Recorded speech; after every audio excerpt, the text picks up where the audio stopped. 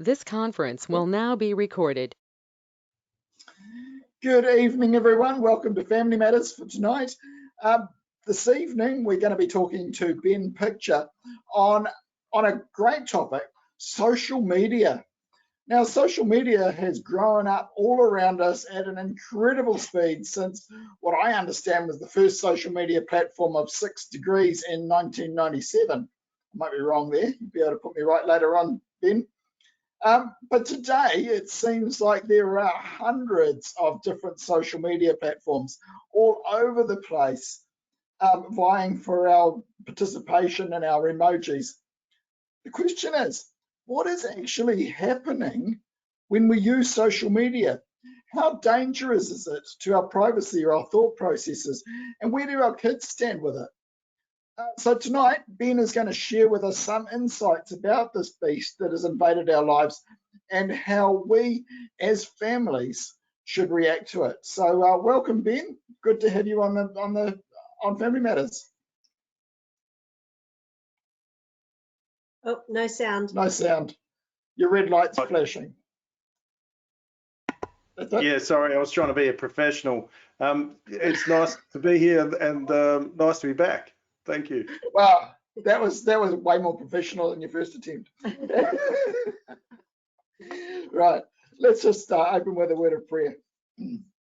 Heavenly Father, we thank you that we can be together tonight and to be able to discuss social media, because it's growing up all around us, and it just eats into our lives, Heavenly Father. And some of us spend a lot too much time on it. Others of us use it for stuff that we shouldn't use it for. And some of us really struggle with control of it.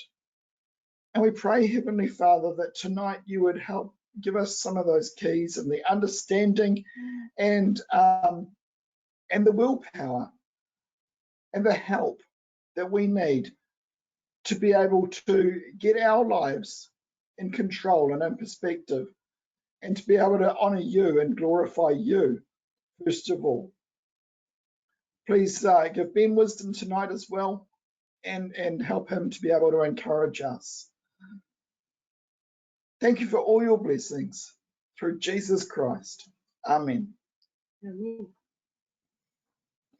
Now, just before we start, I want to do a quick Bible reading, and this one comes from Proverbs chapter 27, verses 1 to 8. Sorry, I thought we were going to do James. I switched it to James. Sorry, I had Proverbs written down. What was the James one? verses 3 to I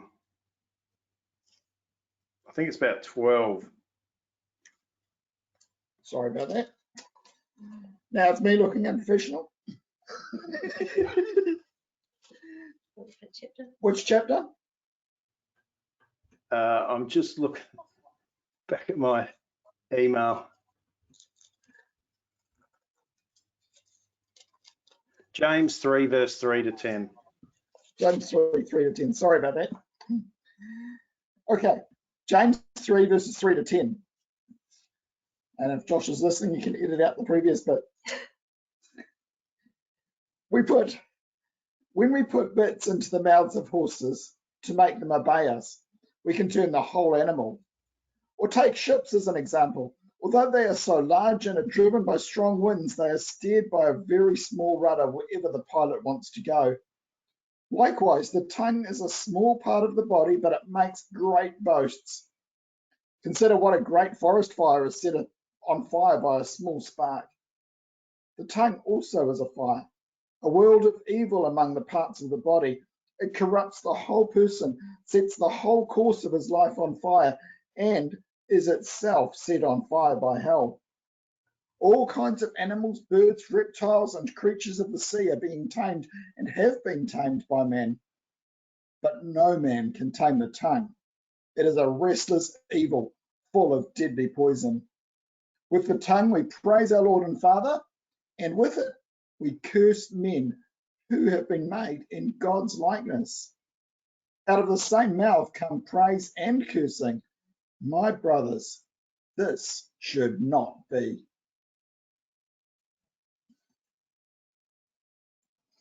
So thanks again for joining us, Ben. Let's just start with a really basic question. What is social media? What is it? Where does it come from? So where social media gets its name is because, like, you've got news media, like traditional news media and print media. Well, now you've got social media, which is like news and updates and commentary, but from your social circle, not from like the press or journalists. And where it comes from, it sort of started off as sort of micro blogging and messaging is really its genesis. So, you know, you might remember being sort of similar age, that back in the day, like if you wanted to like publish your ideas on the internet, you actually had to set up an entire website and on a web server. And so to try to keep people informed, it was quite complicated, and there's been a really gradual transition over time with services trying to make that easier. So another one that springs to mind is GeoCities, where you could have your own website for free, but it was advertising supported. But what you know, and sort of Yahoo communities followed that, but really the breakout was MySpace, which was your space on the internet where you could share what bands you like and post whimsical things instead of having to join like a web ring and link to other people's websites, you could just you know, follow each other and be friends with them on MySpace. And that really set the platform for Facebook to follow. So I remember in the tech press early on that point where Facebook became bigger than MySpace, and that really was the end of MySpace, where everyone migrated over.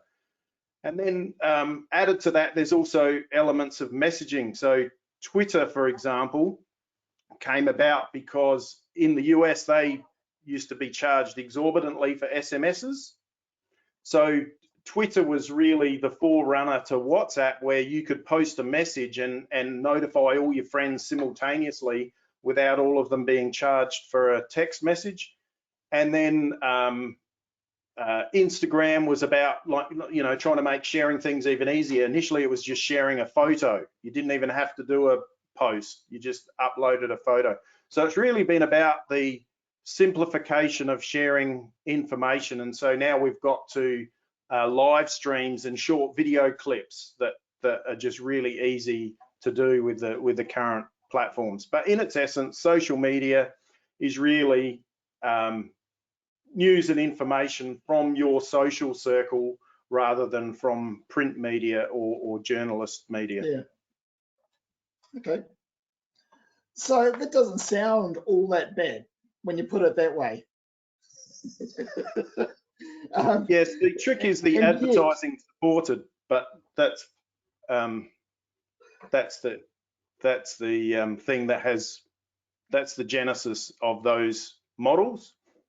Is that they're advertising supported. Yeah. So I suppose one of the big questions that seems to go around is there a plan to control everyone for social media companies to control everyone? I mean, all that stuff about the American elections and you know, Russia's doing this and that, and you know, is that all driven by social media? Well, look,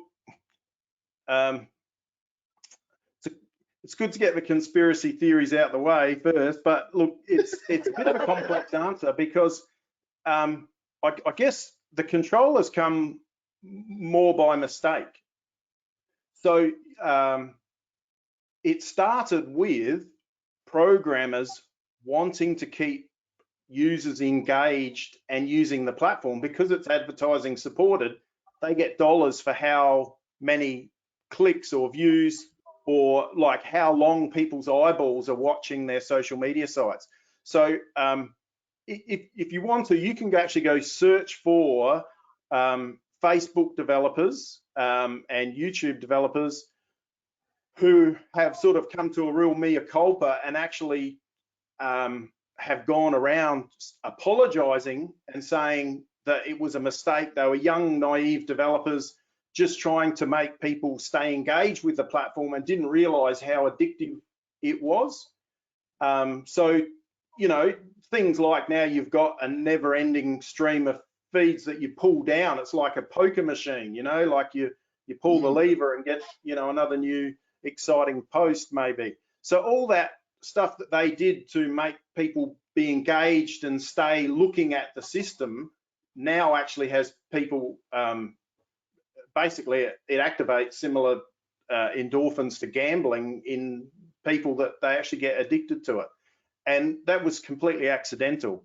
So that you can go research, there are people on that have done talks on YouTube apologizing and saying how addictive it is and how they've now really realized what a bad thing they did. However, it's not all accidental. So that's where we come to, for example, the Cambridge Analytica scandal, where advertising companies realized that if they could get enough points of data to create profiles of users and track them across the web and onto Facebook and use their interests to work out a personality type to then target information to them and manipulate them. And so it's actually now become a platform of manipulation. And that has been deliberate by some companies in doing that. The Cambridge Analytica scandal's quite a famous example of that. And also it has to be stated that it is actually on record that back in the early days, Facebook did some experiments that are extremely questionable in terms of ethics, where they deliberately manipulated people's feeds and then got them to record how they felt emotionally, and they realized that they could actually change people's mood by the kinds of stories they showed on their feed, which is quite questionable, but it's actually research that's out there and published. But I guess the sad thing now is that it's become where it's not so much a nefarious company, but there's these algorithms that have been created over all this time, the same that the advertising companies now use, that the social media companies use to try to promote things that they think might interest you to keep you engaged. So there's this fine line in that, because they will actually cut down the sharing of some stories. So the Hunter Biden laptop's a famous example of something that was actually true, but they felt they should quash at the time. But they know that certain stories they know anger drives engagement, and so they will share clickbaity stories that make people angry and promote them up people's algorithms because it keeps people on the platform.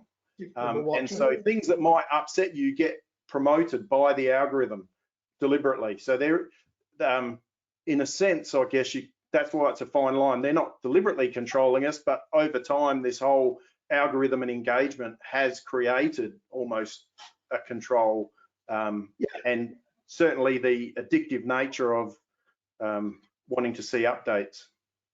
Yeah. So yeah, what you're saying is that it's A, extremely addictive, and B, the way it's presented has the potential to change your mindset. Correct. Depending on where they want you to, how they want you to think. Yep, and they will. The most promoted stories are the clickbaity stories that will make you react in some way. Yeah.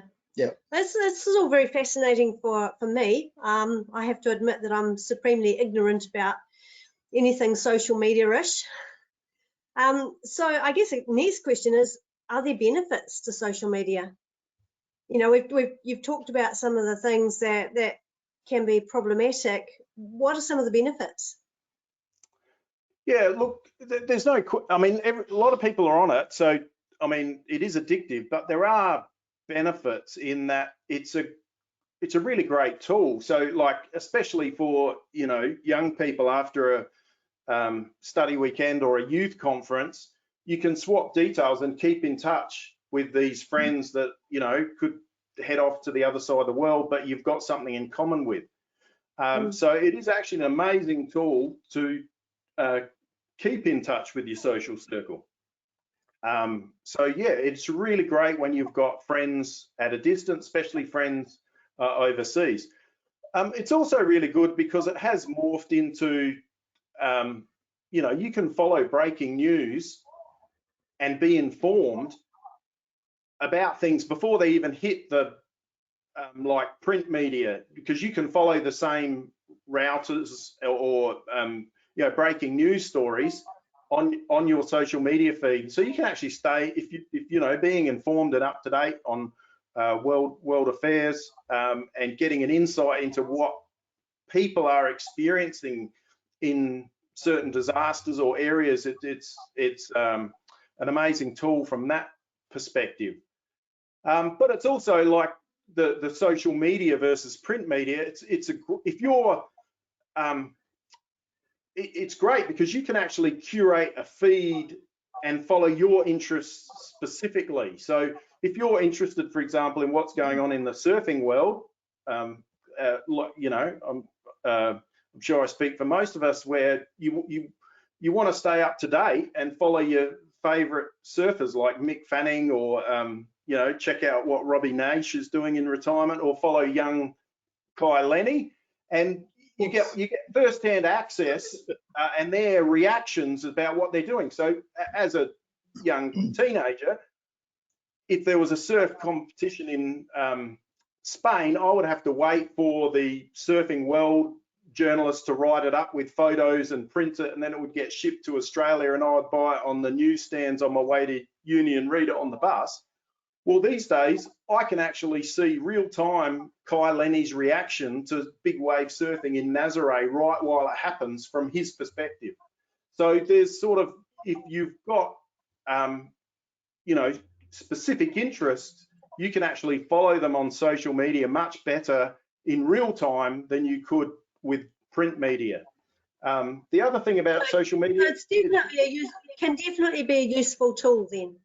Yeah, well, it's a great way to keep friends and family informed. So like back in the day, you know, people who are super organized used to write family letters, circulars, and send them around, but like really, who had time for that? Well, now you can just do a post or take a photo, and all your extended family is informed and up to date about what you're doing. And you can keep up to date. Well, like I said, it's great for youth after they've been to a youth event, but even beforehand, often there's lots of posts announcing upcoming things, like, you know, the announcement from the platform on Sunday morning. If you missed it, that was it. But like, if there's they can put a post up on social media, and it's just there for you to see when, you know, whenever you log in your time zone, there's a post about bookings opening or whatever. And you know, there's other things like people posting verse a day or inspirational content. So I think the thing about social media is there's really no cost overheads. Anyone can be on social media. And it'd be interesting to know, you know, how many people that are watching this found it from what we have on Facebook or Instagram, you know, because it's there both places. Yeah, so you promoting what's going on here is through social media and people sharing it. Yeah. So we've heard some of the downsides of social media. Are there any more? You've talked about, you know, so we talked about the benefits. Actually, one other benefit that we discovered for our kids, just to add this one in, is that at certain stages they suddenly found they weren't getting invited to things anymore because everyone had changed their social media platform, and we've always been quite slow on that, and they weren't there. They weren't, you know, they weren't with their CYC friends. So they can miss out. Yeah. So that for us was an advantage of being on social media in various ways. Yep. No, events and publications, really great tool because of the low cost to get. Nobody has to print things out or put them on the notice board. It's just you post it, it's there. Yeah. Yeah. So were there any other downsides that you wanted to share? Well, the interesting thing about the downsides is often a lot of the upsides have a flip side. So I said that the positive is there's no overheads and costs. A downside is there's no overheads and costs, so anyone can be on social media and everyone's got a voice. So it's not like old media where, you know, a journalist goes through a vetting and employment process and there's journalistic standards. And so to be the presenter on TV, you've got to maintain a high standard of integrity. Everyone has a voice. Every idea has a voice. I said that you could, one of the benefits of social media is you could curate your interests exactly. Well, that's also a downside because you actually end up in a bubble. You can end up in a bubble where everyone, your messaging has your own worldview and you end up in this echo chamber thinking everyone thinks the same way you do. Another flip side is I said that, you know, like if there's a CYC announcement or some event, you can put a post on social media and it doesn't go away. Like when you log in at your time frame, your time zone, that notification that bookings opens there, well, that's also a downside. Things don't go away. You know, young people particularly, I mean, perhaps we can talk about young people separately, but, you know, the fact that their job opportunities could be affected by things they posted because stuff doesn't go away. And, but so talking about things not going away, like conversations, you know, if you, in a real life situation, if you're at a gathering, you're having a conversation with a group of like-minded people, and there's probably some fruitless, bizarre conversation going over in the corner that you're not part of, and you're probably glad you're not there. Well, the trouble with social media is when you log in, that conversation's there. And so you see every conversation, whereas in real life, there's conversations you don't care about and you don't have, you're not part of them, you don't know, doesn't bother you. So it's much harder to filter. Yeah, and you know, that conversation that could be fruitless and aimless, as more people log on and see it, more people pile into it and it gets bigger. And so that's sort of, they're the flip sides of some of the, so some of the positives actually have a flip side. The same thing that's a positive is actually a negative. But look, I do have a pet peeve about social media, if I'm allowed to, without wanting to sound like the old guy in the room. And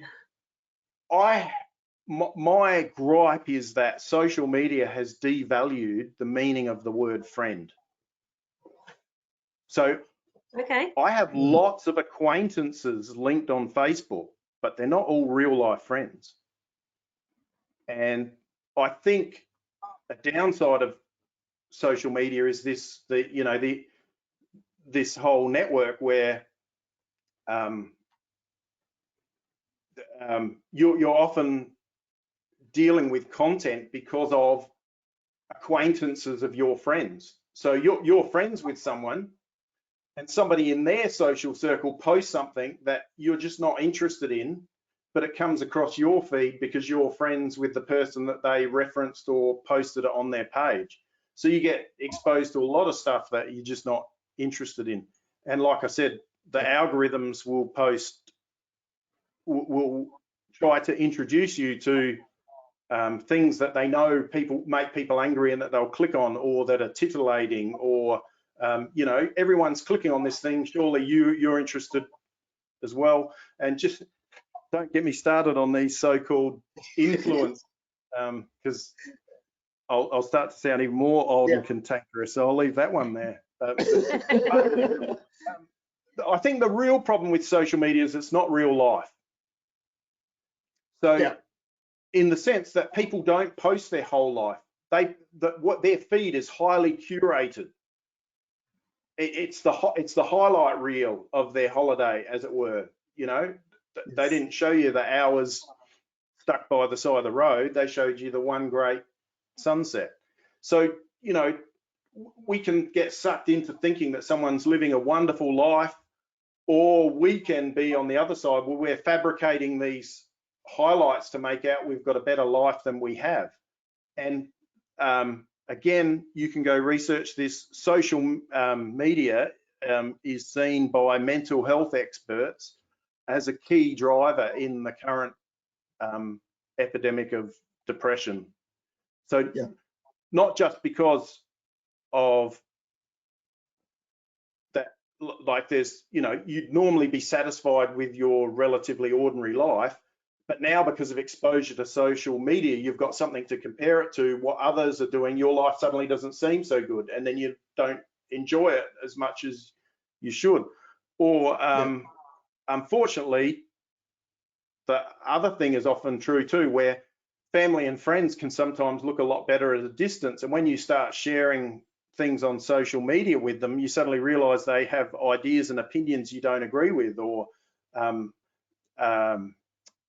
you know, when we see the way they express themselves, or things they start sharing socially, you actually realize, actually, I don't really like that person as much.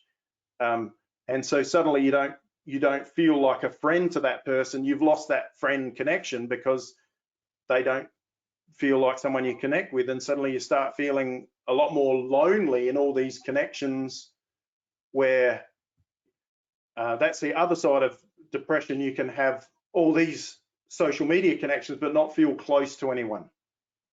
Yeah. So yeah, so in a way, what you're saying is that it's actually a very empty sort of well, I was almost going to say reality for life. No, so, and that lack of connection led me to probably one of the worst things, is that it's almost like a what do you call it, there's momentum to it, where your real life connections, like people around you in your social circle that you could be interacting with and growing friendships, your face is in this phone, and you're manufacturing events and focusing on this online thing, and actually your social media usage can become a barrier to like actually making connections meaningful connections in real life. And that's the saddest thing about social media. Yeah.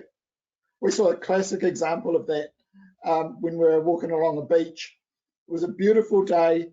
The water was beautiful, and there were these two girls sitting on the beach, both with their phones in their hand, like this, doing whatever they were doing, and facing away from the water, and facing a barbed wire fence. And it was sort of like, you know, and so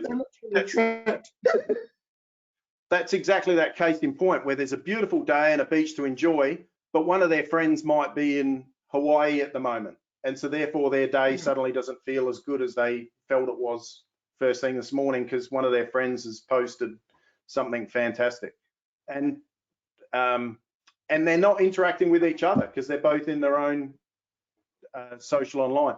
So I think the other thing is people know it's bad and that they get hooked on it. I mean, there's a term called doom scrolling, where you're just scrolling down, you know it's all bad news, and you can't stop. And we talked about the fact that the earlier developers now know that it was addictive in what they did. The current crop of social media apps are actually deliberately trying to be as addictive as they can. So they're trying to package popular content for short, attention-starved teenage brains. And so it's like the culture of the Athenians writ large, where everyone's after some new thing. Yeah. So with it targeting predominantly teenagers, what advice have you got for teenagers that are you know, being sucked into the social media reality, virtual reality, whatever? Yeah, well, look, when I talk to young people about the internet generally, there's probably 5 key things that I try to get across to them. and they relate to social media equally well.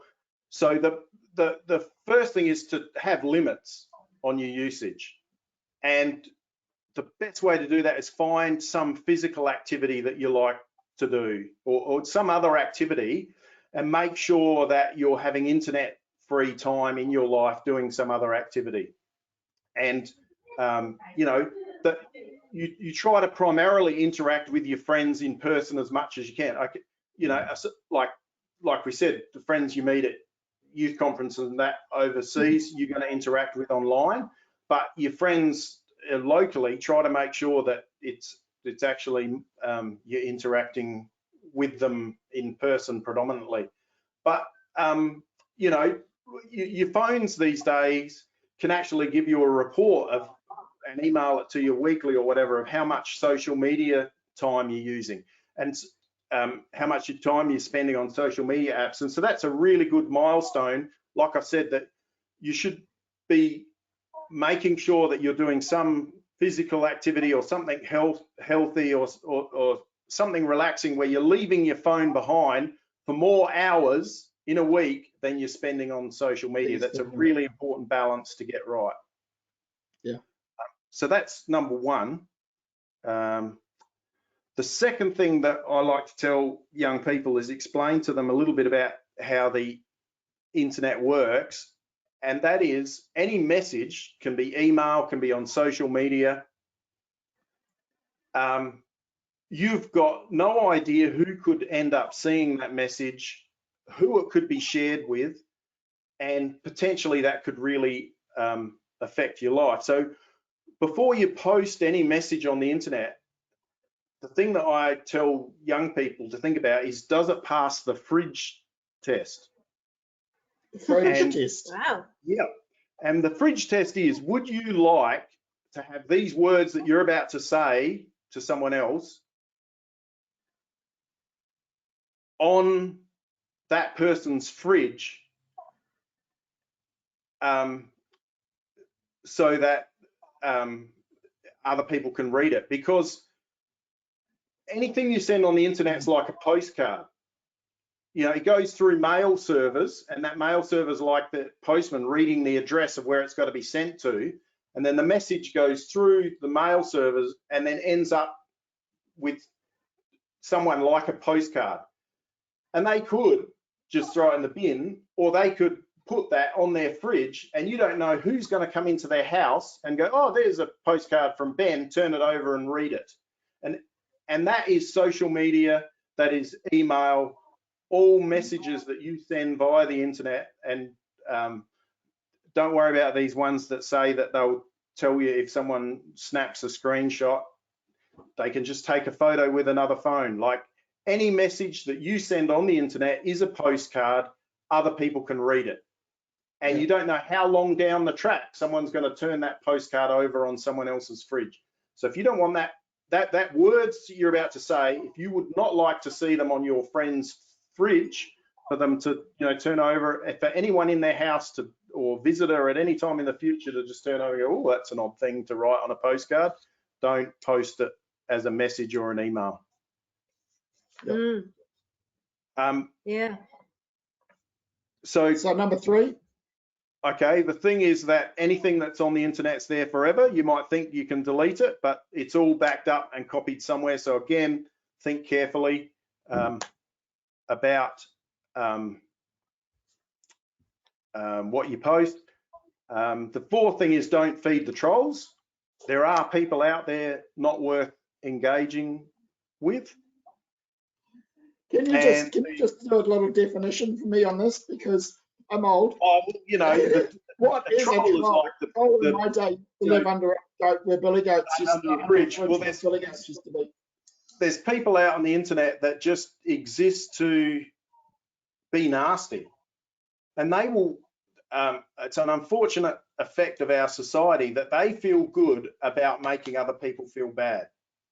And they'll actually go out of their way to research people and then say things about their dead dad and like really horrible things. So you don't want to engage with them and actually get them interested in you as someone that they want to target, because if they know that they can rile you up, they'll actually go out of their way to make things even more difficult for you, because that's how they get their kicks. It's really unfortunate. So don't feed the trolls. It's best if people are being malicious or mean, just move on. Don't engage. And the final thing, really important, treat each other with grace. Have a forgive and forget mentality. So, you know, you've said silly things in the past that you wouldn't want held against you. Other people are going to say things that they regret from time to time. So be generous towards others' mistakes. You know, try not to hold their postcards on the fridge, as it were. Just move past them. Yeah. Yeah. So could you just repeat those 5 ones just again, just very briefly? Just okay. 1, 2, So 3, 4, 5. working backwards. Treat each other with grace. Don't feed the trolls. Make sure anything you post passes the fridge test. Have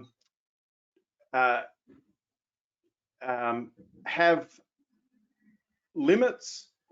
And the one I missed was and everything on the internet is there forever. Out there for good.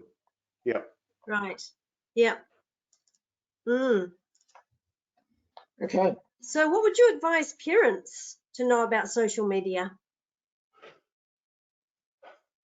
Well, Sounds like there's a probably big broad thing, really. it is a big broad thing, but there's probably a few key things. The most important thing is our example. It's been said time and time again that more is caught than taught. So if we are really bad at having limits on social media ourselves, and we're always on the phone looking at things, you know, not only is the screen in front of us going to be a real barrier in front of our young children who want our attention, but they're going to follow our example. The other really important thing is not to jump into social media accounts too quickly. I'll come back to that, but the thing that I'll point out is, you know, if you put it to a real life example, I mean, we want our children to be influenced by our values and ethics first and foremost. And, you know, you can ask any parent, would they let their children sort of listen to the opinions of people with questionable morals, you know, sort of hanging out in street corners and dodgy parts of town? Answers, of course not. So why do some parents allow young minds to run free on social media without a single thought about who might be talking to them, the ideas that they might be listening to? So you want your children to be of an age where they've formed a conscience and a set of ethics that, you know, in that literal example, if they wandered into the wrong end of town, they'd be okay. Like they wouldn't be influenced by those ideas, they'd move on. Well, if your child is at that age in the real world and that level of responsibility, that's about the age when they're probably okay for an internet presence, but definitely not before. Another thing I'd advise parents, and I don't want to make anyone feel guilty, but can I particularly just throw out an appeal to young mums to think about this, where you know, a young mum with a baby is legitimately feeling isolated and at home, and they're feeling isolated from their social networks. And what I would say to young mums, particularly with a baby, is really be mindful about having limits around your catching up with your friends online, because an easy trap to fall into is when it's feeding time for the baby, it's a really convenient time to get your phone out and catch up with what everyone else is doing. And it seems like an appropriate moment on the surface of it where the baby's occupied and you can't really do anything else. But can I just appeal to you that the focal distance from your face to a baby's is actually at birth is actually the focal distance where they actually don't have really good eyesight, but by God's design, that's actually the perfect focal distance where they can actually work out your features, and they're studying them. And what you're supposed to do is spend time gazing into each other's eyes when they're feeding and falling in love with them. And that's really important as part of their development. So please be mindful about screens at your baby's feeding time, because that's a real barrier to their development, and that their responses to you when they first learn to smile and goo at you the first time will often be reacting to your face when they're feeding. And that also probably applies to any bonding time, any time that you should be bonding with your kids. I saw a mum at a playground the other day, back to the child who was swinging on the swing, and she was on her phone, and and they're calling out, "Mum, look at me." Yeah, didn't engage with the child at all the whole time she was at the playground. Yep. So we don't want to be that parent if we can help it. So it's about the same thing where we'd advise young people to have, set times and limits. We need to show that same behavior. The other thing that I would like to let parents know is the issue about that's very teenage, because they don't have a fully developed prefrontal cortex, which is actually doing risky behaviors for likes on the internet. So, boys discover that doing something crazy and filming it's a great way to get attention. So we actually need to have conversations and discourage risky behavior in teen boys, especially in cars. And there's a lot in news stories about teen boys coming into trouble at high speeds and social media being a problem there, or their YouTube or TikTok or whatever. So we actually need to talk to our children while they're young. You know how I said it's about making sure they've got our values and responsibilities before they get to social media. We actually need to make them aware of the pitfalls before they get a social media account, and talk about not doing risky things for likes. Young girls have a different risk, where they post a photo of themselves in a slightly alluring or revealing pose, and the attention to that post skyrockets. And soon, they're posting more and more revealing photos as a really easy way to get likes and attention of the salivating masses, as it were. So we actually, before our daughters get to that age, we need to help them value their worth in who they are as young women. So we actually need to, as parents, highlight and encourage the lasting value to God, no less, of a lovely and caring character well over how we might look or portray ourselves. So we actually need to make sure our young girls are grounded in their true worth well before they have a social media account, and so they don't get sucked into this shallow trap of likes and attention with risky behaviors. Yeah. Do you think the Bible's got anything relevant to offer on this subject? I mean, we know it's a very modern phenomena, but around that general idea. All right. Well, I've got one that I think Robert will find amusing. How's this from Ecclesiastes 10 verse 20? Do you reckon this is prescient? Even in your thoughts, do not curse the king, nor in your bedroom curse the rich, for a bird of the air will carry your voice, and some winged creature will tell the matter. That's very social media, isn't it? So, don't curse rich people on Twitter, like your employer, because they could read it. That's sort of what it says.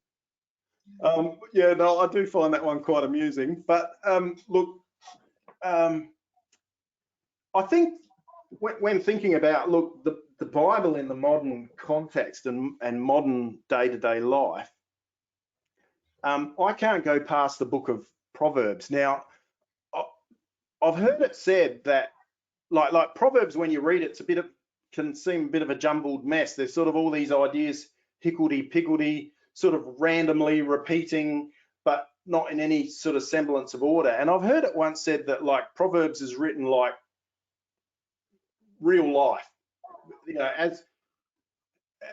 as things happen day to day when you notice them. That's sort of how the writer of the Proverbs has written them down as they occur. But so I've really recently started to think that we could actually read Proverbs like a social media feed. So it becomes where you can actually look at the book of Proverbs like this is someone going through their life day to day and posting all sorts of situations they come across as a broadcast of their thoughts. So, you know, the book of Proverbs is like the best Facebook friend or Twitter feed that you could subscribe to. Yeah. And it's not just the format of Proverbs that I think is actually, we are a generation that uniquely could actually understand this sort of random scroll of information day to day, the subject matter. So questions without notice, you know, aside from dealing with the wise and foolish, what's one of the key themes that Proverbs deals with over and over again? Do you know where I'm headed? Your words. Words, yeah. Yep. And something that I said was my gripe about social media. Oh, friends. Friends. So Proverbs 18:24. A man of many companions may come to ruin, but there is a friend who sticks closer than a brother. So there's sort of like this idea that you can actually have too many associates, too many acquaintances that you're trying to interact with. All these acquaintances online can be potentially destructive and lead someone to ruin. So therefore, Proverbs are saying you want to seek that real life friend that can be counted on instead, and cultivate and put effort into that friendship that sticks closer than all these acquaintances out there online. But if you chase after the likes, you could come to ruin because you don't have any true friends in need. And then Proverbs 25, 16 and 17, if you've found honey, eat only just a little bit, otherwise if you eat too much, you'll vomit. And you're like, what does that mean? And he goes on to explain, let your foot be seldom in your neighbor's house, lest he have his fill of you and hate you. So there's this idea that as a friend, we can overshare too much. It could be like too much honey. So, you know, like people who post photos of their meals, like 1 or 2 is fine, but you know, once you start posting too many, people are just, they're sick of it. You're making them, gets a bit much after a while. Yeah. So look, so yeah, there's a lot of principles. There's a lot of principles, like you say, through the book of Proverbs that really come out strongly if you look at it in the context of social media. Yeah, so I'll leave the theme of friendship there, but it's actually massive in the Proverbs, and it really comes down to the fact that a true friend will help you with your personal growth and has your best interests at heart. And I'm not sure that social media is a platform by which true friends can really help you do that. But aside from the theme of friends that we've only just scratched on, there's a whole lot in the Proverbs. There's a couple more Proverbs that are really up to the minute in terms of you could just, like this could be a social media post and everyone would share it or like it. Proverbs 18 verse 2. A fool takes no pleasure in understanding, but only expressing his opinion. Yeah. And the classic Proverbs 17:28, even a fool who keeps silent is considered wise, and when he closes his lips is deemed intelligent. So on the flip side, you know, if you want to, sometimes it's better to say nothing and you'll seem the more intelligent person online. And the don't feed the trolls proverb. Answer not a fool according to his folly, lest you be like him yourself. And a really good one for young people, Proverbs 23:19. Hear, my son, and be wise, and direct your heart in the way. What that's saying is actually have some control and direction about what you're thinking about. That's what your heart in the way means. Take care. We could say take care curating your social media feed, or minimize the time that you're on and the things that you follow, and therefore the things that you're influenced by. That's keeping your heart in the way. So look, that's just a few out of the Proverbs. I do think Proverbs is a really good book for young people as a guidebook to social media. It's extremely relevant. And probably a couple more good general Bible verses. Romans 12, in as far as possible, as much as depends on you, live peaceably with all men. Real good advice and appeal from Paul. And look, we talked about social media and comparing to what others do. Hebrews 13:5, keep your life free from the love of money and be content with what you have. And of course, our reading in James 3, talking about the power of the tongue, how it can actually be good. Like, a word fitly spoken could be like apples of gold in settings of silver, where people treasure something that you've said to them. But also, unfortunately, it'd be a deadly poison. No one can tame it. So we need to be careful. Social media is like untamed tongues out there. It's full of deadly poison. Yeah. So the thing that we didn't read is verse 17 and 18 of James 3, because that's the antidote. And it basically says we need to be speaking with wisdom. And then James says the wisdom that I'm talking about, that you need to be filling your tongue and your social media feed with, is wisdom from above is first pure, then peaceable, gentle, open to reason, full of mercy and good fruits, impartial and sincere. And a harvest of righteousness is sown in peace by them that make peace. Yeah. So what would your conclusion of the matter be? We get the impression that you're not anti-social media as such, but it should be very much monitored how it's used. Well, before I give my conclusion, can I just share you some perhaps practical ideas as takeaways? Yeah, sure. So first of all, I would advocate that people try to flip the script in their life. So what I mean is try to make it that instead of being on social media all the time, you're always present and just checking social media occasionally. That's really a key thing I think we could all do better at. Always present in real life. Be present in real life and check occasionally, rather than being one of those people that's always checking. Another suggestion I have is use the block button. Don't be scared to. It's very liberating, and you can actually end up with a very positive and fruitful social media feed by actually blocking the dissensions and strife from the usual suspects, as it were. The other really strong piece of advice that hopefully is coming through is don't rush to give your children a social media account. Yep. My number one suggestion to parents practically is to have a shared family account and use that family account as a way to follow young people's events and to friend others and create a social circle for your developing and growing children. It's a bit like, training wheels, because you're actually safeguarding and overseeing their initial online interactions because they're using a shared family social media account, which is the same one you use. And so that way, you're also going to see their DMs. And I can tell you, no one's sending DMs to a shared family account.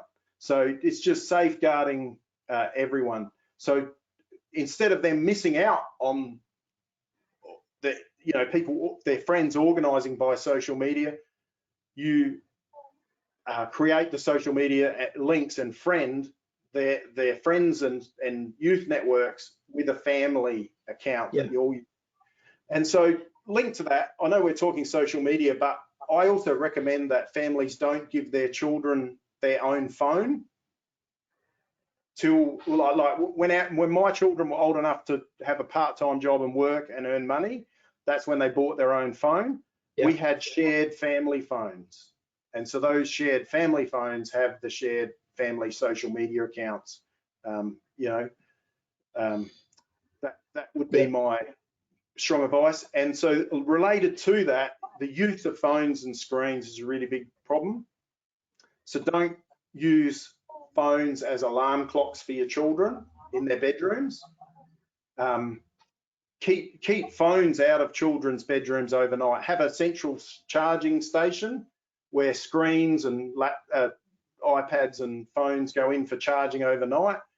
Because not only do phones, you can go, there was news articles this week about kids getting less than 8 hours sleep because a message comes through and they hear the bing and they have to look at it and then answer it. And not only are they getting lack of sleep, but the other issues that's really prevalent online is bullying.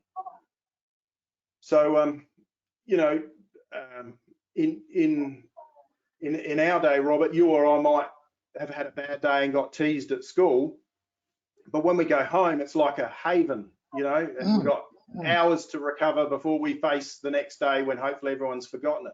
These days, the bullying is following kids home, and at night in their bedroom, it's a disaster.